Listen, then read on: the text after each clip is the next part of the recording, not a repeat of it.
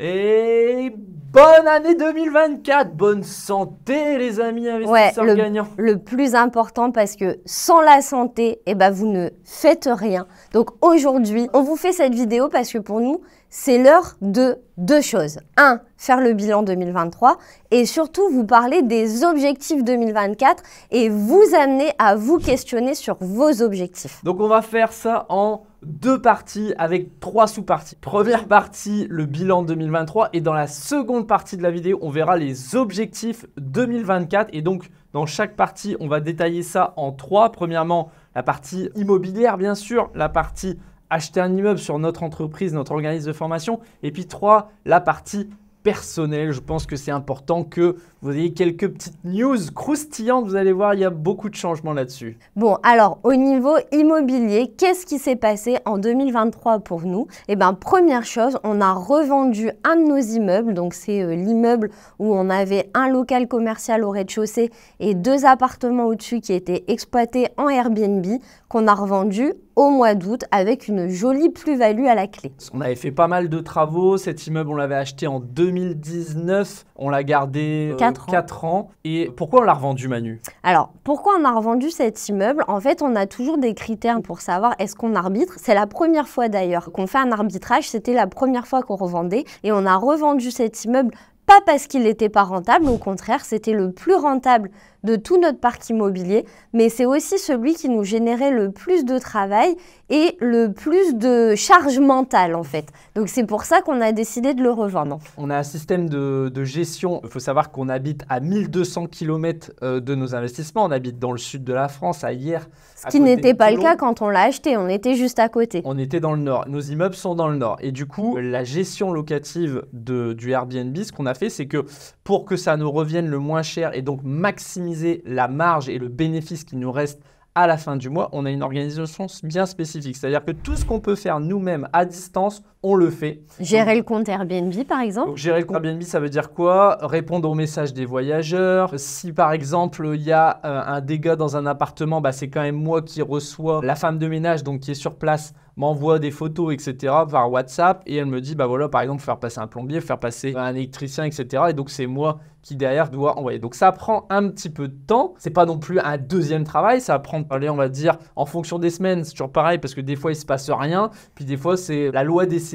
Nous, sur cet immeuble, par exemple, l'été, il y avait quand même beaucoup plus de rotation. Ouais. On loue à la nuitée parce que le fait de louer à la nuitée fait que on est plein plus souvent. C'est un avantage concurrentiel par rapport à d'autres personnes sur cette ville qui font minimum du 3-4 nuits. Donc forcément, plus de rotation égale plus de questions de voyageurs et plus de problèmes potentiels. Le problème en soi, c'est pas la location courte durée. La location courte durée, c'est très rentable, ça fonctionne. C'est juste que nous, dans notre stratégie par rapport à tout ce qu'on fait au niveau immobilier, organisme de formation, on n'avait plus envie de consacrer ce temps-là à ce projet et on savait aussi qu'il y avait une belle plus-value à la clé. L'autre point dont on n'a pas parlé, qui nous a quand même pas mal pris la tête, c'est le local commercial. On vous l'a déjà dit, acheter un local commercial, c'est pas comme acheter des appartements. C'est plus compliqué de notre point de vue. Quand ça tourne, c'est très bien parce qu'ils prennent en charge une partie de la taxe foncière.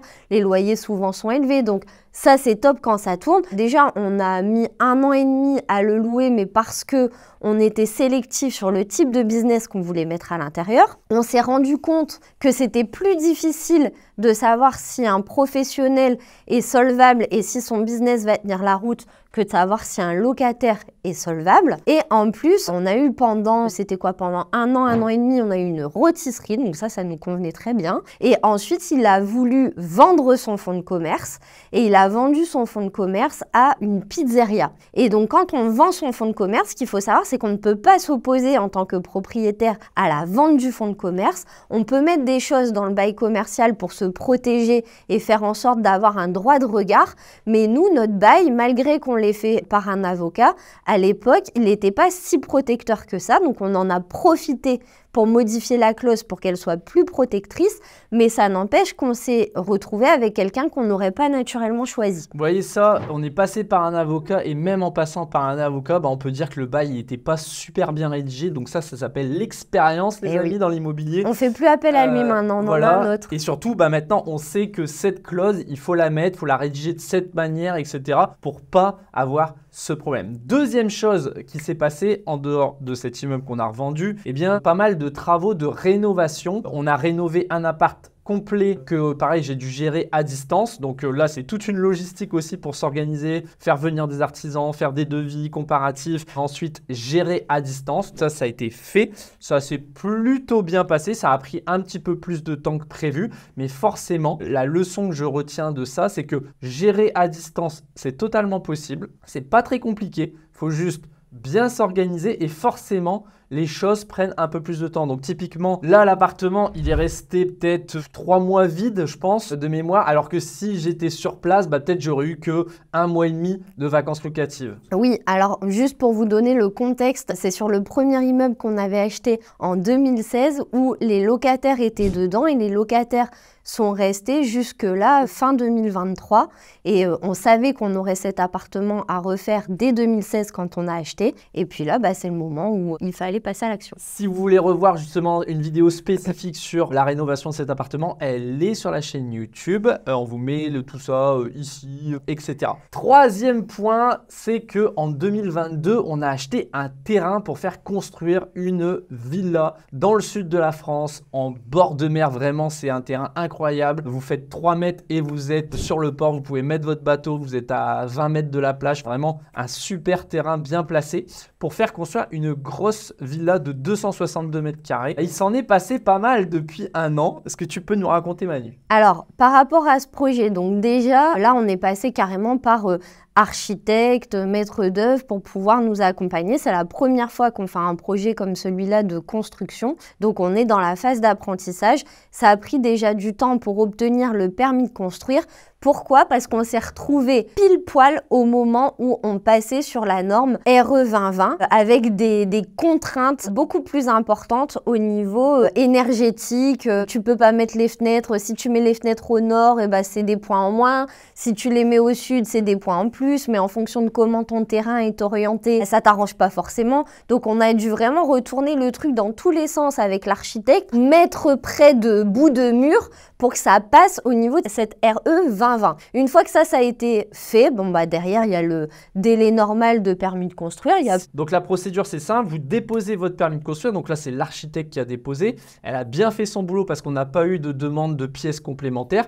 Donc au final, en gros, vous avez un certain délai pour pouvoir après commencer. Et au moment où on a voulu commencer, on avait bien anticipé les choses, on a été demandé le financement. Donc là, on est sur un gros budget. On a demandé, je crois, 900 000 euros. Ouais. Et on s'est fait bouler. Alors, pour l'anecdote, on a notre banque qui nous avait suivis sur le terrain et qui nous avait dit à l'époque, oui, je vous donne un accord de principe sur le projet au global. Ils ont étudié le projet au global avec la construction parce qu'on avait déjà une idée des coûts et ils nous ont financé le terrain. On sait très bien comment ça marche avec les banquiers. Les paroles, c'est bien, mais c'est mieux quand vous avez votre offre de prêt. Donc, quand on est retourné les voir, entre-temps, en plus, on avait changé de conseillère et puis au niveau revenu, il y avait une petite baisse de revenus.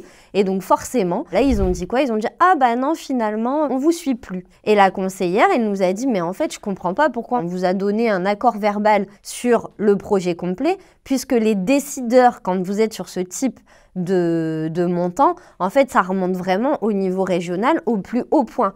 Et en fait, c'était en agence où ils avaient dit « Ah oui, nous, on va sponsoriser en gros le projet », mais ils nous l'avaient pas dit comme ça, justement, pour récupérer aussi les comptes. Donc, la morale de cette histoire, c'est comme d'habitude, nos amis les banquiers, ne leur faites pas confiance. Tant que vous n'avez pas une offre de prêt éditée, tout est possible, donc prenez de la sécurité. Voilà, donc là, on est en train de travailler ce sujet sur le financement. C'est pas pour ça qu'on va se laisser abattre, c'est parce qu'il y a une banque qui nous a dit non, qu'on va pas aller en démarcher d'autres. Et d'ailleurs, vous, dans vos projets immobiliers, de manière globale, c'est rare d'avoir un oui dès le premier banquier. Ça arrive, mais c'est pas la majorité des gens. Donc c'est juste le processus normal. Ça fait suer pour rester poli, mais c'est tout, ça fait partie du jeu. Il faut pas se démoraliser au premier obstacle. On passe maintenant sur la partie acheter un immeuble. Donc Notre organisme de formation dans lequel on aide les gens à gagner leur liberté financière grâce à l'investissement immobilier. On a lancé 2 programmes l'année dernière, enfin 2023.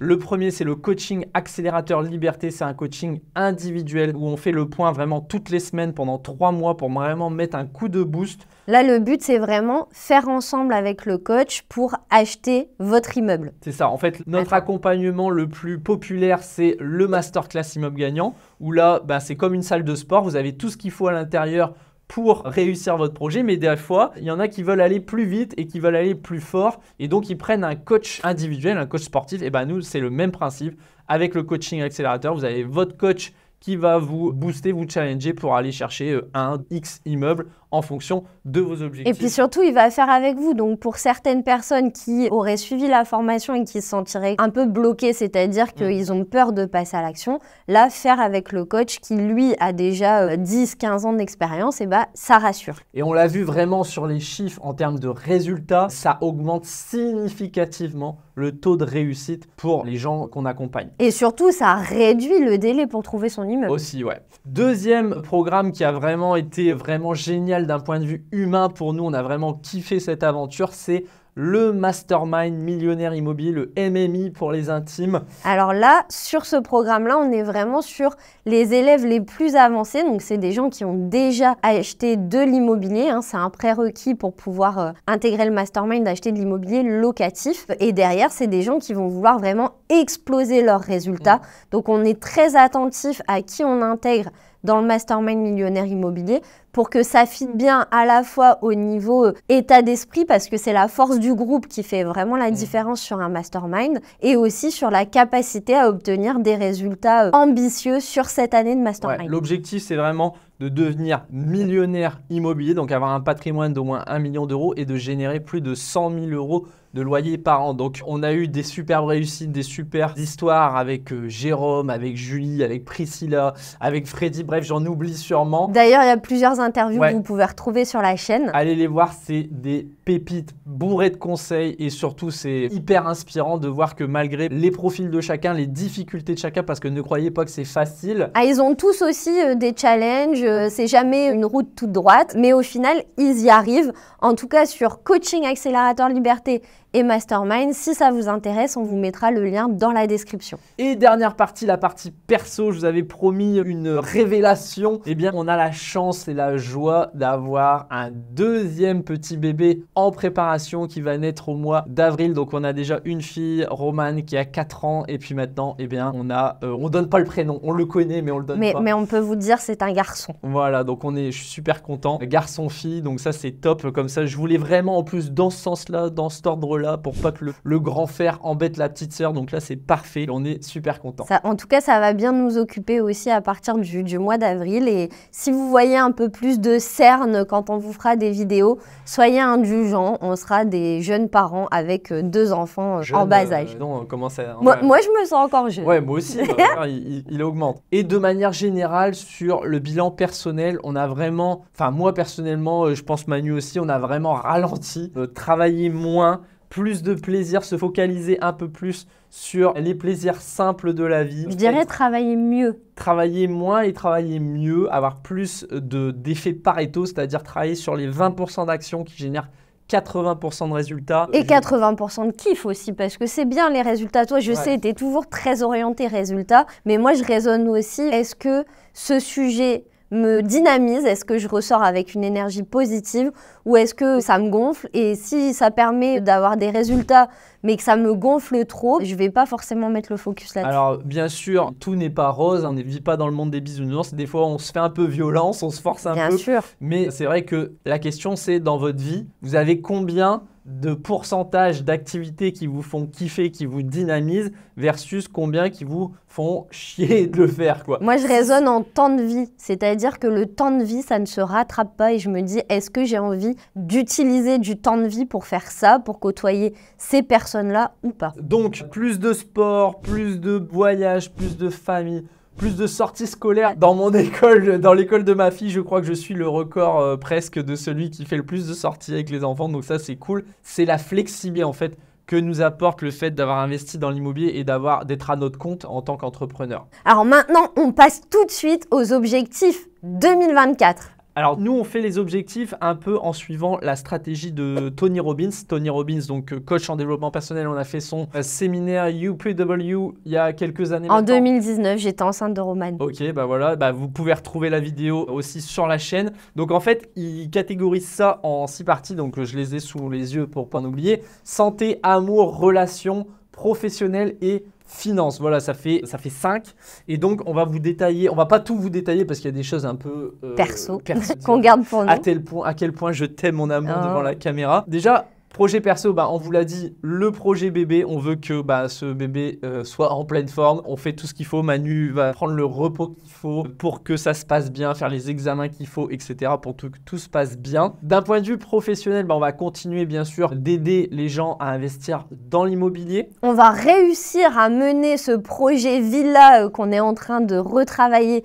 Le but, c'est vraiment qu'en 2024, on lance la construction. De mon côté, j'ai un nouveau projet aussi, toujours en rapport avec l'immobilier, mais qui n'est pas un organisme de formation, qui n'est pas dans la formation. J'avais envoyé un email d'ailleurs pour ceux qui sont dans nos contacts. Donc si ce n'est pas le cas, si vous n'êtes pas encore dans la base mail, bah, vous n'avez pas vu ce nouveau projet qui va, j'espère, sortir, voilà, où je recherche un associé, un développeur web. Voilà, si ça vous intéresse d'en savoir plus, envoyez-nous un petit email à contact@acheterimmeuble si vous êtes développeur, parce que c'est ça que je recherche aujourd'hui, un développeur web avec de l'expérience qui veut s'associer pour faire un très gros projet avec du potentiel.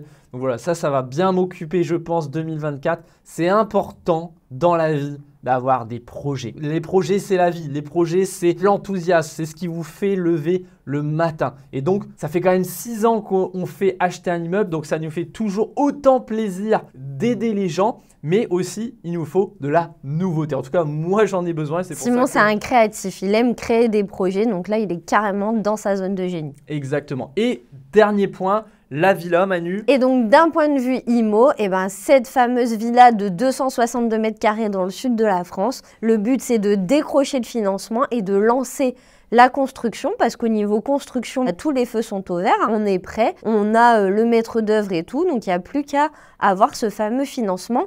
Et dans la mesure où là, au niveau des banques en 2024, surtout sur le début d'année, ils se détendent un petit peu, on va être content de retourner les voir avec un nouveau bilan comptable 2023 pour aller les démarcher et obtenir ce crédit. Petit point d'ailleurs, c'est intéressant ce que tu dis sur pourquoi on a attendu un peu depuis quelques temps, parce qu'en fait, nous, on est donc entrepreneurs, en plus des investissements que l'on a, les loyers sont stables, ça c'est assez facile de savoir combien on gagne chaque jour, chaque mois, chaque année. Par contre, sur la partie entrepreneuriale, il y a des fluctuations. Et pour ça, en fait, comme on n'a pas de salaire, on se verse tout en dividendes, eh bien on est obligé d'attendre la fin d'année pour faire le bilan, que le comptable fasse le bilan. Et puis grâce à ce bilan, eh bien on va pouvoir aller démarcher les banques le plus rapidement possible, parce que vous le savez, les compteurs seront mis à zéro.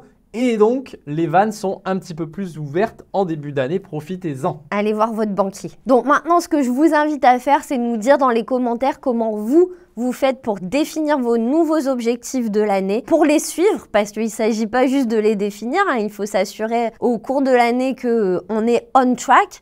Donc dites-nous comment vous faites, et aussi ça nous fera plaisir de connaître vos objectifs 2024. Comme ça, vous pourrez regarder, écrivez dans les commentaires vos objectifs. Comme ça, vous pourrez revenir l'année prochaine, fin 2024, sur cette vidéo pour dire tiens, je voulais ci, je voulais ça, je voulais ça. Et est-ce que je l'ai atteint ou pas? Et puis, est-ce que je le remets pour l'année prochaine? Et si vous voulez concrétiser votre projet, que vous vous sentez un petit peu seul, démuni, que vous avez besoin de conseils, eh bien, on est là, on sera un plaisir.